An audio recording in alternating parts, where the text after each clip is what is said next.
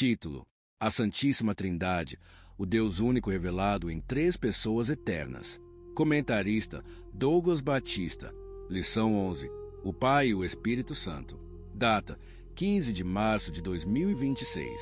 Lembre-se destes símbolos na composição da estrutura didática, usado para identificar títulos e temas. Cor laranja, usado para identificar tópicos. Cor verde, usado para identificar insights, notas e escrita originais. Cor vermelha, usado para identificar subtópicos. Cor azul, usado para convergência. Cor branca, texto áureo, porque todos os que são guiados pelo Espírito de Deus, esses são filhos de Deus. Romanos 8,14. O versículo de Romanos 8,14 destaca a identidade dos cristãos como filhos de Deus, evidenciada pela orientação do Espírito Santo em suas vidas. Contexto bíblico. Romanos 8 discute a distinção entre a vida segundo a carne e a guiada pelo Espírito.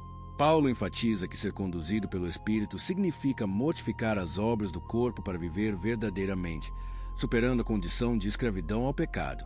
Significado principal: todos aqueles que se deixam guiar ativamente pelo Espírito de Deus são reconhecidos como Rutel, filhos de Deus, com conotação de herdeiros, não como escravos temerosos, mas como adotados com intimidade filial. Essa guia não é passiva, mas envolve submissão consciente e diária. Aplicação prática. Seguir o Espírito restaura a conexão com Deus por meio de Cristo, trazendo liberdade, herança e testemunho interno de filiação. Introdução. Essa introdução é densa e muito bem estruturada. Ela resume a soteriologia, o estudo da salvação, não como um evento isolado, mas como um movimento dinâmico e relacional dentro da própria Trindade. Análise didática dividida pelos 4 pilares mencionados. 1. A libertação, o rompimento das algemas. O texto começa com a ação direta do Espírito Santo, nos livra da escravidão do pecado. Análise. Aqui, o Espírito é apresentado como agente de liberdade. Na teologia bíblica, o pecado não é apenas um erro, mas uma condição de escravo. A libertação não é apenas um perdão jurídico, mas uma transformação de natureza, regeneração. Papel do Espírito. Ele é o poder que quebra a inclinação da vontade para o mal. 2. A filiação, a mudança de status legal e afetivo. A frase confirma nossa identidade como filhos adotivos remete diretamente ao conceito de adoção. Análise. O Espírito Santo é frequentemente chamado de Espírito de adoção. Romanos 8,15. Ele atua no foro íntimo do crente, gerando a convicção subjetiva de que Deus não é apenas um juiz ou criador, mas um pai. Conexão com o Pai. É o Pai quem planeja a adoção. É o Espírito quem a torna real na consciência do fiel. 3. A direção. O guia no caminho. Ao dizer que o Espírito nos conduz, o texto aponta para a santificação progressiva. Análise. A salvação não termina na conversão. Existe um caminhar. A direção mencionada sugere que o crente não fica órfão ou perdido após ser liberto. Ele é guiado ativamente para viver de acordo com sua nova identidade. 4. A promessa eterna, a garantia do destino. O texto encerra com a herança eterna que o Pai preparou. Análise. Aqui vemos a soberania e a providência do Pai. Ele é a origem de tudo, o arquiteto da herança. O Espírito Santo atua como penhor ou a garantia. Efésios 1,14, de que o crente chegará ao destino final planejado pelo Pai. Teologia exegese.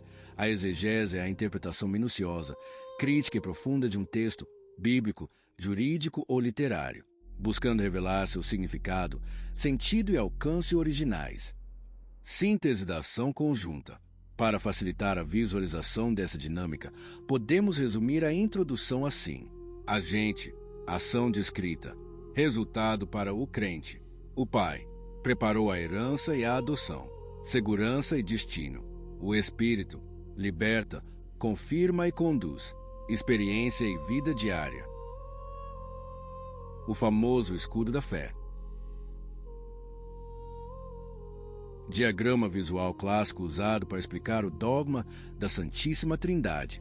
O non est é a peça-chave para evitar o que a Igreja chama de confusão de pessoas. Ele serve para estabelecer as fronteiras entre o Pai, o Filho e o Espírito Santo. O diagrama do escudo da fé. Imagine um triângulo com um círculo no centro. As conexões funcionam da seguinte forma. As ligações externas, no-oeste, formam os lados do triângulo. Elas dizem que o Pai não é, no-oeste, o Filho não é, no-oeste, o Espírito Santo. O Espírito Santo não é, no-oeste, o Pai. As ligações internas, este, ligam cada ponta ao centro, Deus. O Pai é, este, Deus. O Filho é, este, Deus. O Espírito Santo é, este, Deus. Porque o não-este é importante aqui. Sem essa distinção do não é, a doutrina cairia em uma heresia chamada sabelianismo ou modalismo, que sugere que Deus é uma única pessoa que apenas muda de máscara ou de papel. O não-este exemplifica que, primeiro parágrafo, as três pessoas são distintas entre si. Segundo parágrafo, embora compartilhem a mesma essência divina, são o mesmo Deus. Elas não se fundem em uma só personalidade. Terceiro parágrafo, conclusão. O Pai e o Espírito trabalham em uma perfeita sinergia. O Pai provê o fundamento, a herança e o plano, enquanto o Espírito aplica essa realidade no tempo e no espaço da vida humana. Primeiro tema, o Espírito e as dádivas do Pai. Primeiro tópico, da escravidão à filiação, a nova identidade. O primeiro ponto foca na mudança de status jurídico e emocional. Subtópico 1. O espírito de escravidão representa o medo e a incapacidade da lei em salvar. A lei aponta o erro, mas não estende a mão para levantar o caído. Subtópico 2. O espírito de adoção. Peneve Mahu Dessia é a graça em ação. Deus não nos trata como funcionários ou escravos, mas como membros da família. Insight. A liberdade cristã não é a ausência de dono, mas a troca de um tirano, o pecado, por um pai amoroso. Segundo tópico, da rebeldia à legitimidade, o testemunho interno. Aqui, o foco é a confirmação da nova posição. Não basta ser adotado, o Espírito garante que você saiba que foi adotado. O testemunho do Espírito. O texto destaca que o Espírito de Deus conversa com o nosso espírito humano. É uma validação interna que remove a dúvida da rejeição. Abba, Pai. O uso do aramaico Abeba, Papai, quebra a distância cerimonial. O Deus que sustenta as galáxias permite a intimidade de um colo. Herança. O filho legítimo tem direitos. A salvação não é apenas ir para o céu. É tornar-se herdeiro de toda a riqueza espiritual de Deus já no presente. Terceiro tópico. Das trevas à plenitude, a missão do Espírito. Este ponto trata da mudança de ambiente e propósito. Transição de reino. Sair das trevas para a luz não é uma melhora gradual, é um ato gracioso e instantâneo de transferência de domínio. O Espírito do Filho. Note a conexão trinitária. Deus Pai envia o Espírito do seu Filho. Isso significa que o mesmo Espírito que guiava e fortalecia Jesus em sua caminhada terrena agora habita no crente. Capacitação. O cristão não é apenas alguém perdoado, é alguém guiado. Romanos 8,14. A plenitude não é um estoque de poder, mas a presença constante de quem nos conduz. Conexão com o não-oeste. Para fechar o raciocínio, no escudo da fé, dizemos que o Espírito Santo não é o Pai, mas aqui vemos que eles agem em perfeita unidade. O Pai planeja a adoção. O Filho conquista a adoção na cruz e o Espírito aplica e confirma a adoção no coração. São distintos na função, não-oeste, mas um só, este, no propósito de nos resgatar. Segundo tema, o Espírito nos guia na vontade do Pai. Primeiro tópico, os filhos são guiados pelo Espírito à direção contínua. Este ponto estabelece a diferença entre ter um título de cristão e viver a realidade de cristão. O verbo agontei, a interpretação aqui é de dependência. Ser levado pela mão indica que o Espírito Santo não apenas dá o mapa, mas caminha ao lado. É uma ação passiva no sentido de que nos rendemos à condução, mas contínua no tempo presente. Oposição à carne. A guia do Espírito não é apenas para decisões místicas, mas para uma direção ética. Ele nos empurra para longe do egoísmo, carne, e nos atrai para a vontade do Pai. O fim da orfandade, a promessa de Jesus, se cumpre aqui. Não estamos sozinhos tentando adivinhar o que Deus quer. O guia habita o tempo que é o nosso corpo. Segundo tópico, o Espírito opera a mortificação da carne, a luta ativa. Aqui a interpretação foca na cooperação divina-humana. A santificação não é mágica, é um processo de fazer morrer. O agente e o instrumento. O texto é claro. A vitória pelo Espírito, o agente. Mas quem mortifica é o crente, o instrumento. O Espírito fornece o poder e a vontade, mas nós tomamos a decisão de sufocar o desejo pecaminoso. Theanateo, fazer morrer, é um termo radical. Não se trata de domesticar o pecado ou escondê-lo, mas tirar-lhe a força vital através da disciplina espiritual e da obediência. Transformação da vontade. A maior obra do Espírito não é apenas nos proibir de fazer o mal, mas fazer com que passemos a amar o que é bom, mudando o nosso querer. Terceiro tópico. O Espírito age conforme o plano do Pai, a harmonia trinitária. Este ponto retorna à base do nosso estudo anterior, a distinção de funções na unidade divina, o escudo da fé. O fluxo da redenção. A salvação é apresentada como uma linha de produção perfeita. 1. O Pai. O arquiteto planeja o tempo e o método, plenitude dos tempos. 2. O Filho. O executor realiza o resgate histórico na cruz, remir os que estavam debaixo da lei. 3. O Espírito. O aplicador traz essa realidade para o nosso coração hoje, enviou aos vossos corações. A conexão a Abba, Pai. O Espírito não age de forma independente. Ele age para nos levar de volta ao Pai, usando o mesmo idioma de intimidade que o Filho usou. Enquanto o primeiro tema focou na mudança de posição, de escravo a filho, este segundo tópico foca na mudança de caminhada. O Espírito garante que o novo filho não fique estagnado, mas que cresça em semelhança ao Pai através da direção diária, da limpeza do caráter, mortificação, e do alinhamento com o plano eterno de Deus. Terceiro tema. A Trindade nos conduz à herança eterna. Primeiro tópico. Herdeiros de Deus por adoção, o direito legal e a garantia. Este ponto estabelece que a nossa herança não é uma possibilidade, mas um direito adquirido através de um processo jurídico divino. Kleonomos, herdeiro no mundo antigo. O herdeiro era aquele que perpetuava o nome e a posse do pai. A interpretação aqui é que, ao nos adotar, Deus nos torna donos de tudo que pertence por puro favor, graça. A apólice trinitária. O texto monta um esquema de segurança absoluta. O pai assina o testamento, planeja. O filho paga as custas do processo com seu sangue, conquista. O Espírito é o penhor ou sinal, garante. É como se o Espírito Santo fosse uma amostra grátis do céu habitando em nós. Presente e futuro. A herança não é apenas o céu depois da morte, mas a paz e a justificação que já desfrutamos hoje. Segundo tópico, co-herdeiros de Cristo por filiação, a parceria na glória e na dor. Ser co-herdeiro significa que não recebemos as sobras, mas compartilhamos a mesma herança que o filho primogênito. Igualdade de herança. Cristo não retém a glória para si. Ele a divide com seus irmãos. A herança é descrita como algo que não apodrece, nem perde o brilho, incorruptível.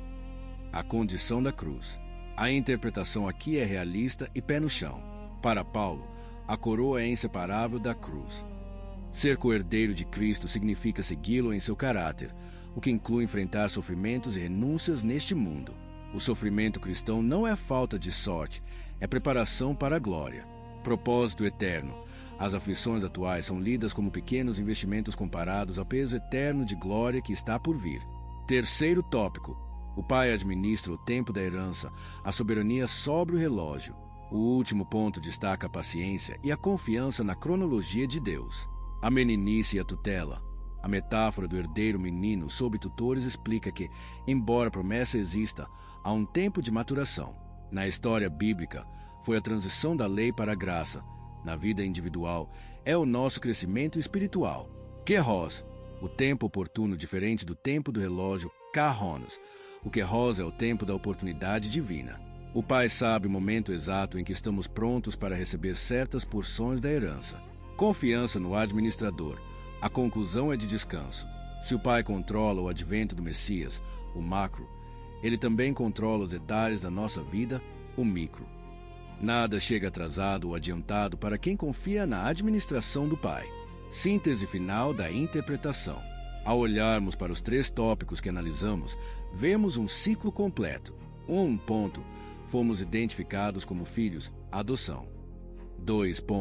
Estamos sendo treinados como filhos, santificação. 3. Seremos recompensados como filhos, glorificação. Essa jornada é sustentada pela Trindade, o Pai que ama, o Filho que resgata e o Espírito que guia. O no-oeste que estudamos no início exemplifica que cada um cumpra sua função específica, enquanto o oeste garante que todos ajam como o único e verdadeiro Deus em nosso favor. É fascinante observar como a teologia descreve essa cooperação. O Pai é a fonte, o Filho é o canal e o Espírito Santo é o agente que torna tudo isso uma experiência real no nosso dia a dia. Resumo comparativo. A atuação da Trindade na adoção espiritual. Pessoa da Trindade. Papel principal.